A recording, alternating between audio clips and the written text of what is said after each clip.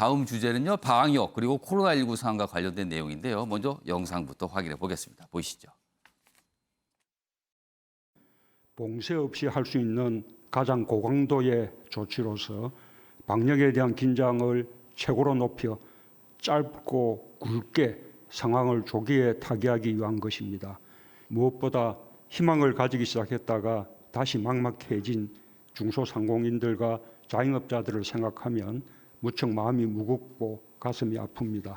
이분들을 위해서라도 짧고 굵게 끝내도록 전력을 다하겠습니다.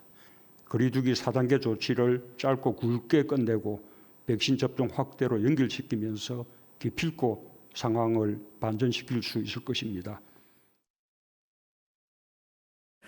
수리 모델링을 분석해 본 결과 현재의 상황이 지속될 경우 8월 중순에 2,300여 명까지 증가한 후에 감소할 것으로 추계하였습니다.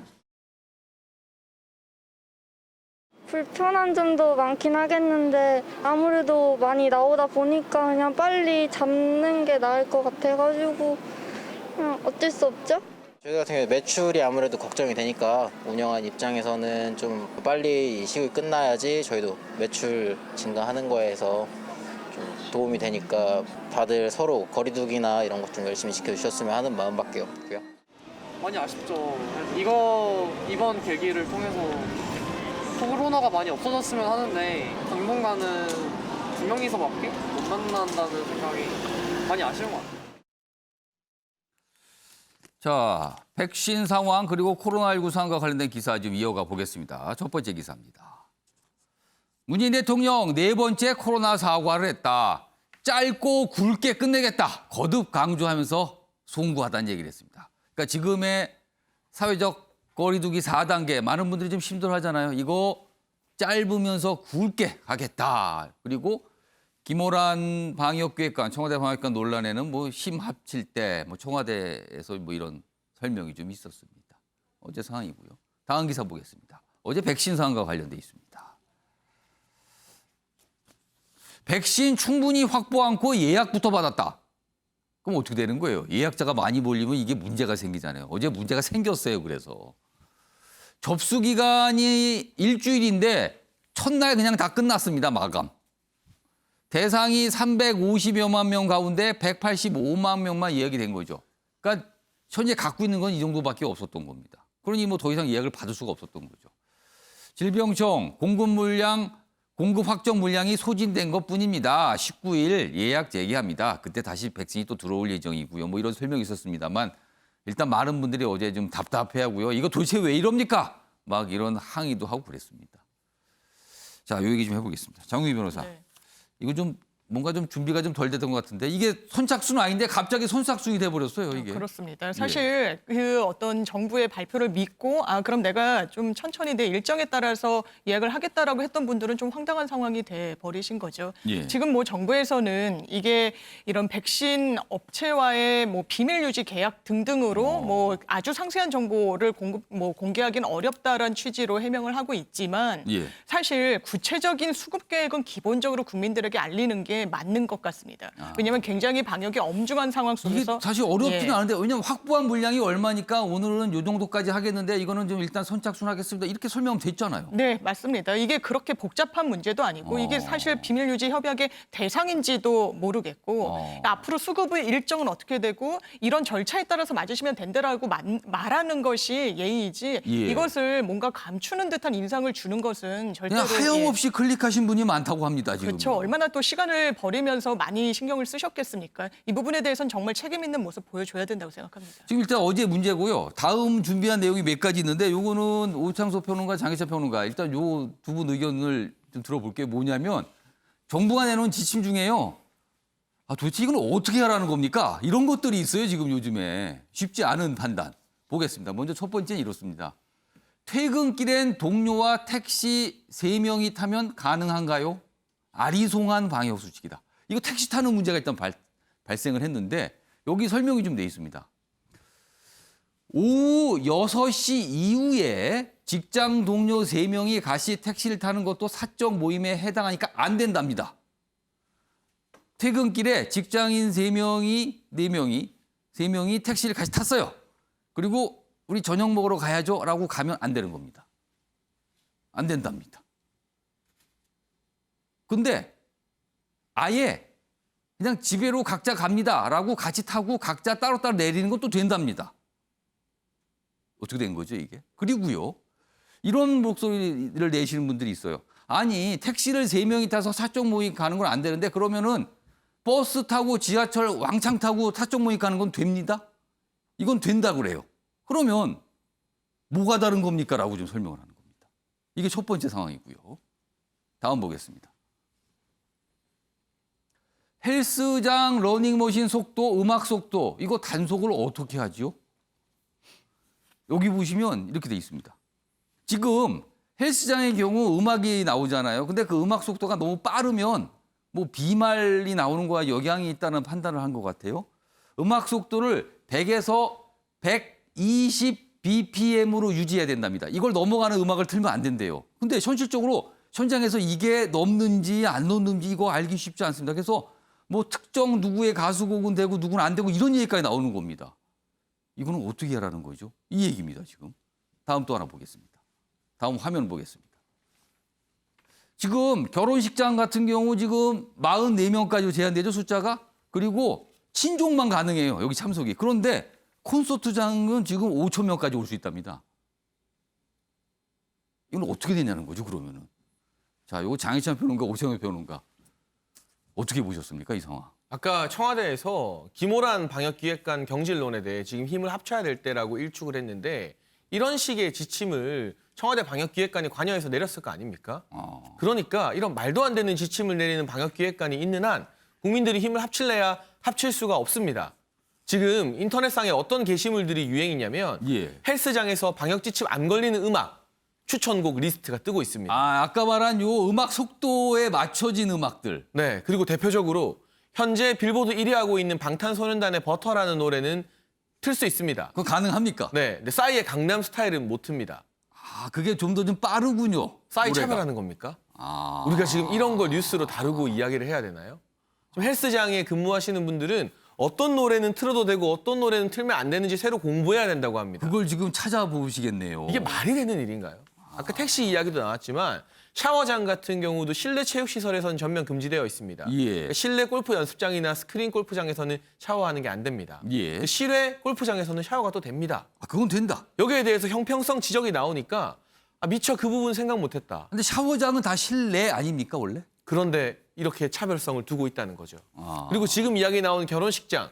갑자기 친족 외에 49명 그리고 일가 친척 아니면 이제 참석이 지금 어려워지면서 이 2주 사이에 결혼식 잡아놨던 예비 신랑 예비 신부들 날벼락을 맞은 셈이 됐죠. 그러네요. 그런데 8촌 이내면 아주 가까운 직계 친족인데 사회랑 주례는 어떡하나요라고 또 질문이 나올 수 있잖아요. 그리고 통상 친구들이 오잖아요. 네.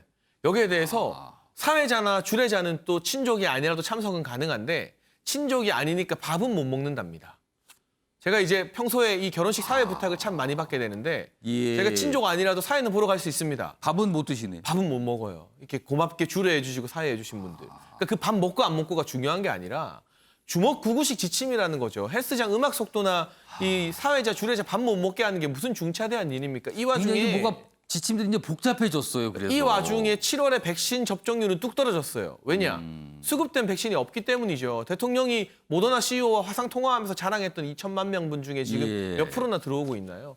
해야 할 일을 하지 않고 쓸데없는 이런 디테일한 부분에서의 아주 우스꽝스러운 지침을 내리고 있으니까 누군가는 책임을 져야 되는데 그 책임의 당사자가 김어준 씨 방송에서 백신 중요한 거 아니라고 말했던 김호란 방역기획관이 될 수밖에 없는 것이고 그분 경질하지 않으면 국민들 더 이상 정부 지침에 일방적으로 따르면서 희생하지 않을 것 같습니다.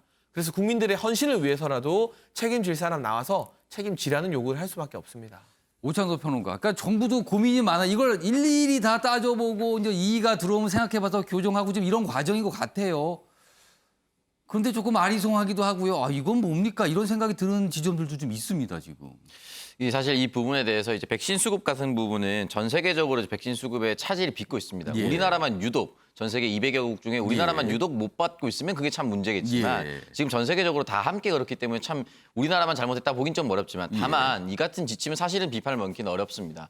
왜냐하면 1단계, 2단계, 3단계라는 단계 지침 자체를 처음부터 세팅한 상황이 아니거든요. 그러니까 이게 4단계부터 4단계까지 올라갈 수 있다는 것을 충분히 예상을 했었던 것이고 그리고 이 1000명이 등장했을 때도 700명 후에 바로 1200명으로 올라갔지만 그 이전부터 1, 2주 전부터 전조가 보였고 전문가들은 경고가 있었어요, 계속. 곧 나올 수 있다라고 예. 얘기를 했단 말이죠. 그러면 그때부터 충분히 한 적어도 한 1주 정도, 그러면 길게는 한 2주 정도는 시그널이 있었고 여기에서 준비할 시간이 있었습니다. 그럼에도 불구하고 여기에 대해서 특히나 택시 같은 것들 3인 이상 못 탄다. 퇴근할 때는 왜 타냐? 그러면 택시를 왜 3명이서 타느냐? 대중교통이나 지하철이나 버스는 인원이 더 많이 밀집될 가능성이 높으니까 더 적은 수로 이동하자라고 해서 사실은 방향이 같은 직장인들을 합성하는 경우가 많아졌어요, 실제로. 그렇기 때문에 사실은 10시 전후, 지금 이제 6시죠? 6시 전후에 택시 콜이 굉장히 많아졌습니다, 실제로. 나가보면 국민들이 바로바로 느낄 수가 있거든요. 예. 근데 이 간단한 문제도 생각하지 못했다는 부분은 분명히 비판을 받아야 됩니다. 그러니까 왜냐하면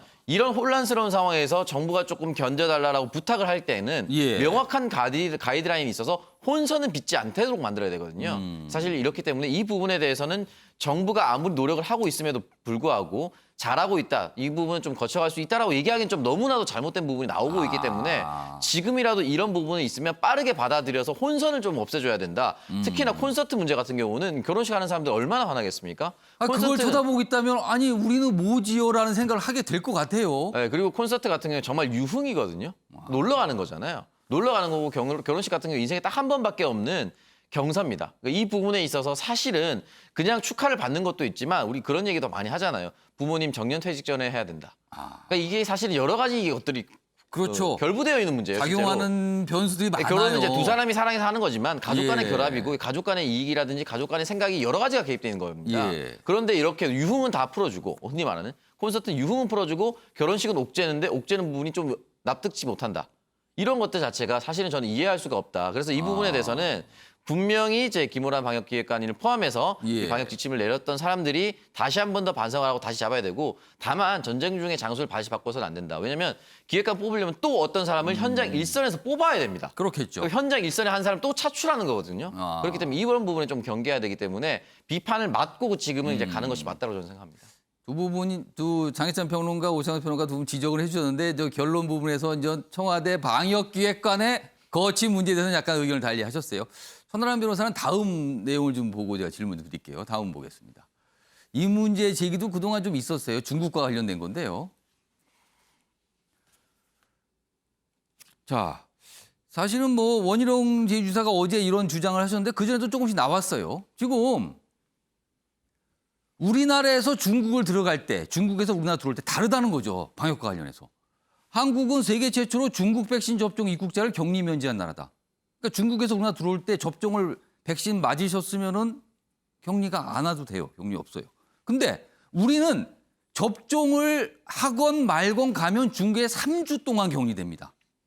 이거 호소하신 분들은 많아요. 3주. 굉장히 길죠. 2주도 아니고 3주입니다. 이런 가운데 사실 중국산 백신에 대한 여러 가지 얘기가 있거든요. 이게 효과가 너무 떨어진다. 지금 동남아시아 같은 경우는 주로 중국산 백신 접종이 많았는데 문제가 발생했다. 뭐 이런 거잖아요. 이거를 어떻게 할 거냐는 거죠. 다음 보겠습니다. 이런 얘기도 나왔습니다. 북한도 중국 백신 믿지 않는다고 한다. 한중 관계는 상호 존중해야 되는데 지금 이게 상호 존중, 그다음에 이게 뭐 등가주의 약간 이런 거 얘기하잖아요. 외교에서는. 근데 방역 관련해서는 우리가 일방적으로 중국 쪽에 뭔가 기울어져 있는 거 아니냐 이런 지적을 했습니다. 천하람 변호사는 어떻게 보십니까? 네, 저도 제가 백신 전문가가 아니기 때문에 중국산 백신 시노백이라고 하죠. 시노백과 우리나라에서 접종하고 있는 백신 중에 뭐가 낫다, 더 좋다라고 단정하지는 않겠습니다. 그러나 우리가 일반적으로 생각할 때 아무래도 우리나라에서 국제사회에서 조금 더 많이 널리 어떻게 보면 맞고 있는 백신들을 우리가 맞고 있는 부분은 지금 다양하게 확보하고 있어요, 지금. 네, 맞습니다. 그 부분은 확실한 것 같습니다. 그런 상황에서 우리가 맞고 있는 백신이 최소한 중국산 백신보다 나쁘지 않다라고 할 것인데 최소한으로 아무리 낮게 보더라도. 네, 맞습니다. 예. 그렇다라고 한다면 우리가 중국에 입국할 때 우리나라에서 백신을 맞은 분이 자가격리를 면제받지 못한다는 건 굉장히 이상한 일입니다. 또 우리가 단순히 코로나 상황뿐만 아니라 모든 국가 대 국가의 외교 관계, 통상 문제, 또 이런 항공 안전과 관련한 부분들은 모두 다 상호주의를 철저한 원칙으로 하고 있거든요. 예. 만약에 그렇다라고 한다면은 우리도 중국인에 대해서 백신을 맞았더라도 자가격리를 면제하지 않겠다라고 대등한 입장을 취해야 맞는 것이지 여기에 대해서 아무런 문제 제기 없이 중국인은 백신 맞았으면 우리나라에 자유롭게 들어올 수 있고 정작 우리는 지금 상황에서 중국에 가는 한국 분들 대부분 어떤 비즈니스적인 필요가 그렇습니다. 있어서 가는 건 아니겠습니까? 이런 분들이 가서 3주를 허비하게 하는 것은 제 생각에 이건 외교적으로도 큰 문제다. 그렇게 봐야 될 것 같습니다. 3주나 돼요. 2주도 아니고. 그래서 중국 입국을 포기하신 분이 많아요. 이건 어떻게 할 방법이 없다, 이거는. 그리고 너무나 답답한 상황을 오랫동안, 그리고 중국 같은 경우는 주로 호텔에 머문다 그래요. 그럼 호텔이라는 거 아시잖아요. 방 하나에 그냥 침대 있는 거잖아요. 거기에 3주를 머물라는 겁니다. 이건 어떻게 좀 안 됩니까? 가장 좋은 방법은 우리는 중국 쪽에 이제 풀었으니까 중국 보고 좀 풀으라고 하면 되는데 이게 잘 안 되나 봅니다, 지금. 상황이 이렇습니다.